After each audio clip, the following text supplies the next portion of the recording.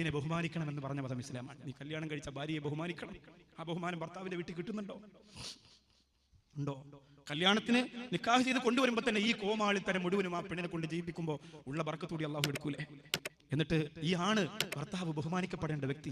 നമ്മുടെ കുടുംബത്തിലേക്ക് വരുന്ന പൊന്നുമോൻ കല്യാണത്തിന്റെ അന്ന് അവന്റെ ചായക്കകത്ത് മുളക് പൊടി കലക്കിയും അവൻ കിടക്കാൻ പോകുന്ന ബെഡ്റൂമിന്റെ AC-യിൽ കുരുമുളക് സ്പ്രേ വെച്ചും അവനോട് വെല്ലുവിളി നടത്തി അവനെ നാണം കെടുത്തി. അവൻ നാണം കെട്ട് തലകുനിച്ചിരിക്കുമ്പോൾ താത്തമാര് കൈയടിച്ചിട്ട് പറ്റിച്ചെന്ന് പറഞ്ഞ് അവന്റെ താടി പിടിച്ച് വലിക്കുന്നത് എന്ത് കോത്തായത്തിലെ നിയമമാണ് പ്രിയപ്പെട്ട കണ്ണൂരുകാരെ? ആരാ നിങ്ങൾക്ക് ഇത് പഠിപ്പിച്ചിരുന്നത്? ഇത് എവിടെന്നാ നിങ്ങൾ കൊണ്ടുവന്നത്? ഇതൊക്കെ തമാശയാണോ?